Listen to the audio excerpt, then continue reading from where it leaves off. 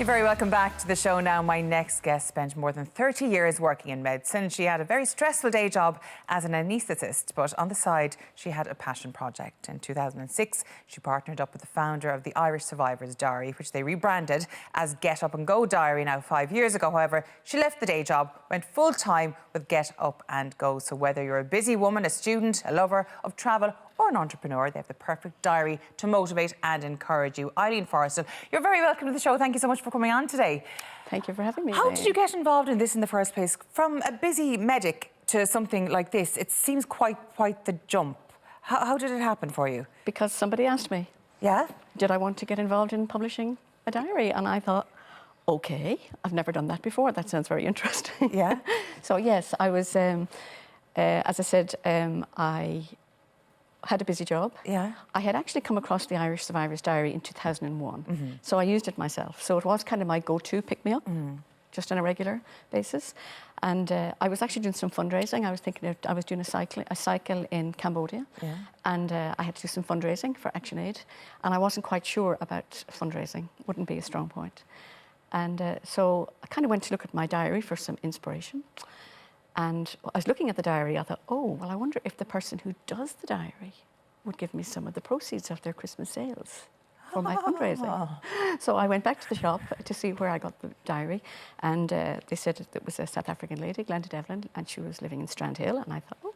So I popped out to Strandhill and put my proposition, and Glenda said that actually she'd done them for 4 years, and she actually was thinking of not doing them anymore.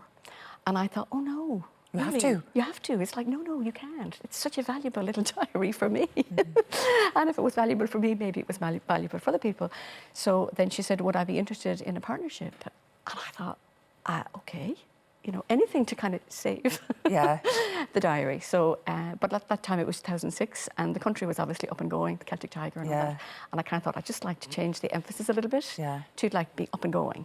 And so we did that, and then we came out in 2007 with the Irish Get Up and Go Diary. And we've been up and going ever since. It's been fantastic, and I just love it. And that was my, as you say, passion project. As you said, you dipped in and out for quite a lot, the original diary that you found. But like it comes from a place of learning for you, because you had quite a difficult time growing up. You had a speech impediment. I did. Yeah. I did. Tell us about that. I know it's hard to believe now as I kind of chat away here, but really, you were just talking about being in school, and I suppose it was my, I had it from like here. A stammer. I had it. Yes, I had it from when I was about maybe 3 or 4, kind of learning how to speak, and the words just got all very jumbled, and I would spend a lot of time like observing people and seeing how did actually words come so fluently out of other people's mouths, and my words just didn't.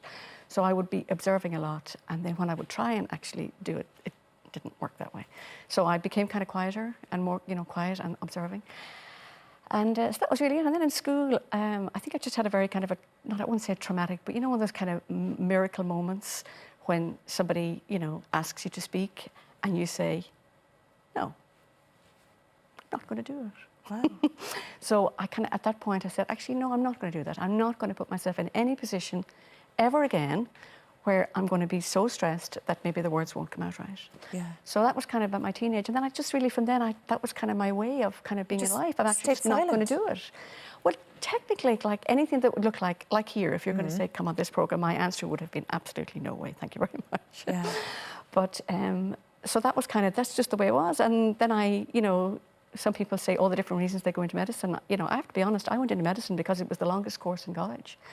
And I thought, really, if I can just relax and not have to, think about telephones or people or actually, really kind of interacting with people, then by the time I leave college, it'll be sorted. 7 years, give me that.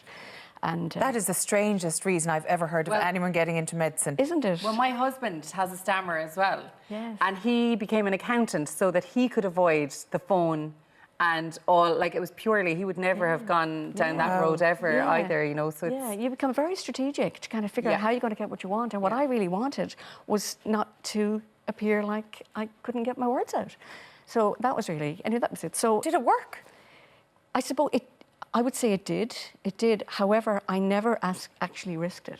So I was still kind of, no, I'm not going to do that. I would think I'm the only person who probably went through my entire postgraduate career and I never presented a case. Through my whole of medical, I was like, okay. And so it was just like, you know, I would find myself kind of making up all sorts of, you know, kind of reasons as to why I couldn't do it and reasons why I shouldn't do it, all that kind of stuff. But, you know, that's just really what I did. How did you get from that stage to here you are on television speaking? I mean, did you actively have therapy, or did you? Not really. It's kind of one of those wake-up moments when somebody kind of asks you to kind of, you know, look at really what are you doing, and is this really a satisfying way to live your life? And it takes somebody to actually ask that question. You think, actually, I think I'm missing something here. Yeah.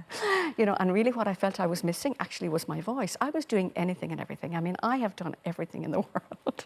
I felt I had... You've quite the list of I have quite things, a list yes. of, we'll say, accomplishments. But what I haven't actually ever done really was actually kind of, you know, got this voice. Yeah. So I kind of said, well, maybe I'll try it. So I did actually try it, and it sounded fine. And I thought, well, okay, well, so if I wasn't so anxious about it and was willing to actually risk it, maybe it actually wouldn't be so bad. So that's actually what... That's actually the way it was. This must have been very cathartic, like a new world opened up to you straight away. Oh, magically, absolutely magically. And it was like, oh my goodness, this is a whole new... So that was probably part of the transition then. So then I became, because, you know, as an anaesthetist, you use a lot of, obviously, drugs. You know, it's a lot about putting people to sleep and making sure they're asleep and making sure they're comfortable. And then you obviously, you know, they don't speak while they're asleep, and there's all that kind of... That's probably why you did. Yes. So I was very comfortable in the world of anaesthesia, and I loved it, you know, and it was a great job, and I actually loved it. But, you know, kind of the last few years, I kind of got more involved in the clinic, and I got more involved in kind of, you know, people who were coming like for surgery, and a lot of people being very apprehensive and having different kind of questions, and mostly would they, you know, would they wake up in the middle, or would they speak while they were while they were anaesthetised, and you know, all of these kind of concerns. And I kind of thought, you know, I just got more kind of connected to the kind of the, you know, the well-being and the kind of the stress side of you know, my career. So on one hand, I'm putting people to sleep. On the other hand, I'm sort of trying to encourage people to, you know, not be scared of, you know, various things, and to trust that, you know. And I kind of realised, you know, when it came to like the decision, it was like, this is all about words, and this was kind of about drugs. And I thought, what if I moved actually what I'm doing with drugs, like I'm one pair of hands, what if I could do with like words and books and diaries, and maybe just encourage or have people see the value of actually, you know, expressing through words as opposed to, and speak the other way. Your diaries are a lifesaver for many people. I mean, I know the one for busy women.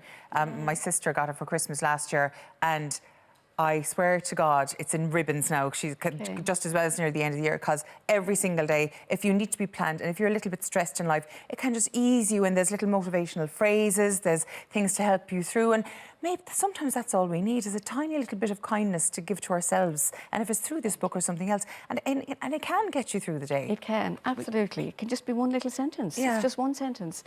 And, you know, just... even today, like when I picked it up and I was looking at for today's, you know, and it says like, thinking is overrated. And really, we do so much thinking, and it just stops us from actually doing the thing that we're supposed to be, which means doing the thing will actually get you up and going and over the thing that has you, you know, thinking that you're not doing. You send your diaries all over the world now at this stage. I mean, they're quite popular, but like you've different versions of them. Tell us what they are and who they're aimed at. Well, the original diary is the Irish Get Up and Go diary. So that's kind of our standard diary. And that becomes, we kind of produced that maybe about May. So that's ready for the tourist market. So a lot of people who come to Ireland and they're, you know, they're looking for something Irish, and then they'll buy the Irish Get Up and Go diary, and they'll take it home. And then kind of maybe around about November, we'll get a call or something to say, I got it, you know, as a gift from my friend from Ireland, and, you know, maybe I'd like Christmas. another one of those. Or people who want to send, people who've got families living, you know, in Dubai or Alaska or whatever they are, they want to send a little piece of, you know, Irish wisdom or whatever it is to the other side of the world. So that's that. And then we produced the busy woman one. Then we produced one for busy women. Well, it's just like, I was a really busy woman. And I thought, you know what, I'm going to do a diary just for me. And actually, I kind of want to be just like, permission just to be like me, like girly, you know, dress up, dress down, you know, put on the bling, do whatever. Like all this permission, you know, because a lot of it is like very much, you have to be this way, you have to that, you have to this. I said, you know what, maybe you don't. Maybe you can just like be a busy woman and actually enjoy being busy without having to be too stressed. And so there was just the kind of permission almost to be busy, but it was like to settle back a little bit. And you know, you've one for young people as well now. And then we've one for young people. I absolutely love that. Actually, I was in the UK at one point, and I always had the diary for young people in my head. And at one point, I see some graphics, just drawings on a card, and I thought, oh my God, that's what I need. Once I have the drawings, now maybe there's a way to communicate. So I got the illustrator then. I said, would you do some work with this? He said he would. I said, brilliant. it.